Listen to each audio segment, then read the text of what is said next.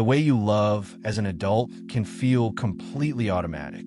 Who you're drawn to, how you act during a fight, whether you cling tighter or pull away when things get close. It feels like it's simply who you are, but almost none of it is random. Most of it was quietly written long before your very first relationship, back when you were far too young to even remember it. As a baby and small child, your brain had one job that mattered more than any other: to answer a single life or death question. Can I count on the people I love to show up when I truly need them? Your survival literally depended on that answer, so your mind studied it constantly, filing away every hug, every response, and every moment you were left waiting. Every time someone picked you up when you cried, calmed you when you were scared, or came back after they walked away, your brain wrote a tiny rule about how relationships work. Repeat those moments thousands of times, and the tiny rules harden into a full blueprint. Psychologists have a name for that blueprint. They call it your attachment style. This blueprint is not some quiz you take once and forget.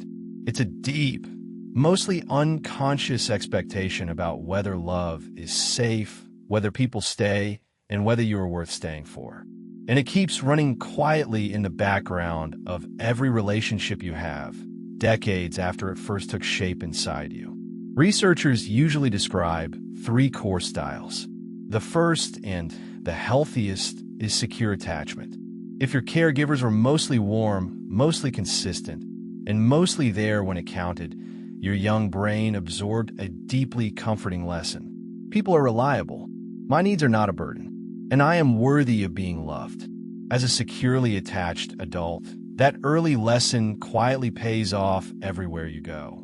You can get close to someone without losing your own identity, and you can spend time apart without spiraling into fear.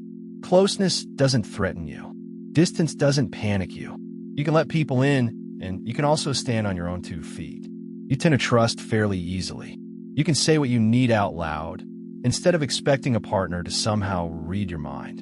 And when conflict shows up, as it always eventually does, it doesn't feel like the whole relationship is collapsing. It just feels like a problem that 2 people who care can sit down and solve together. But now imagine a very different childhood, one where love felt unpredictable. Some days your caregiver was warm and fully present, and other days they were distant, distracted, or simply overwhelmed, and you could never quite predict which version you would get. So your brain learned that love is real, yes, but it is fragile. It has to be watched, worked for, and chased. This is the root of anxious attachment. As a child, you became an expert at reading the room, constantly scanning the faces of the people you loved for the tiniest hint that they might be pulling away. That early warning radar genuinely kept you safe back then. The problem is that, for most people, it never really switches off. As an anxious adult, you love hard and you love deeply, but underneath all of it runs a near constant fear of being abandoned. A text left unanswered for a few hours. A partner who seems a little quieter than usual. Plans that suddenly get canceled. Any of it can send your mind sprinting straight into worst-case stories, almost before you can stop it. You crave reassurance, and you often need it repeated because the calm it brings never seems to last very long.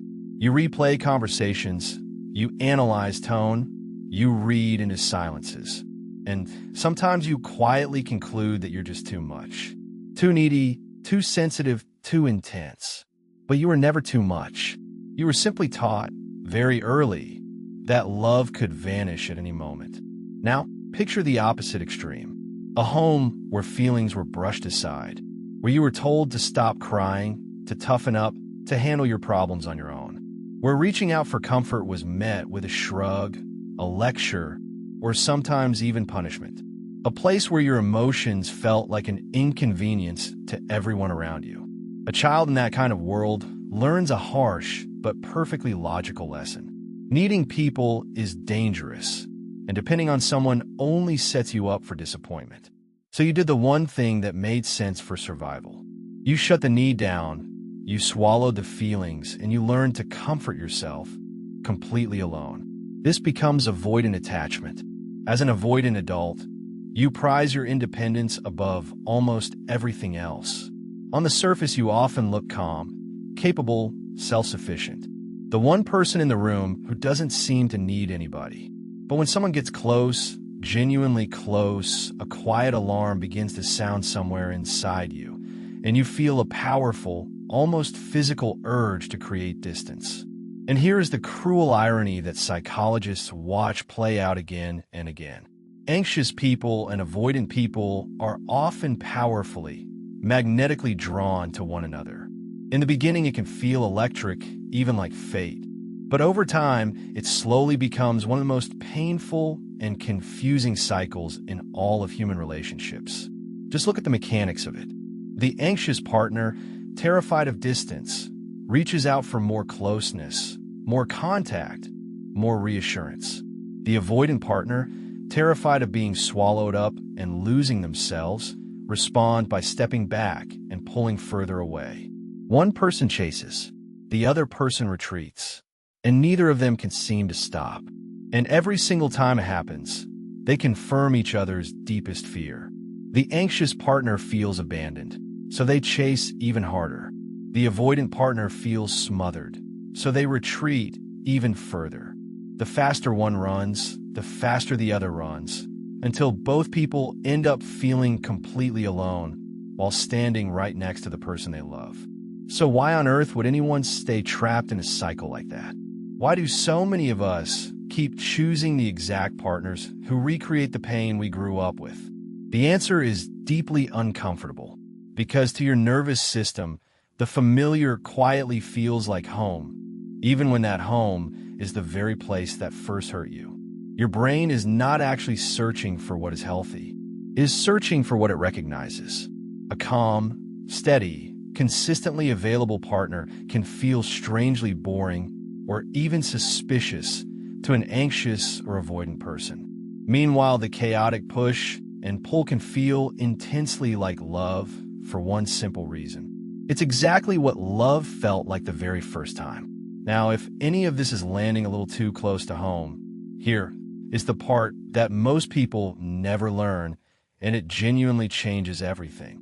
Your attachment style is not a diagnosis, and it is absolutely not a life sentence. It was formed through experience, and anything formed through experience can also be reshaped through new experience.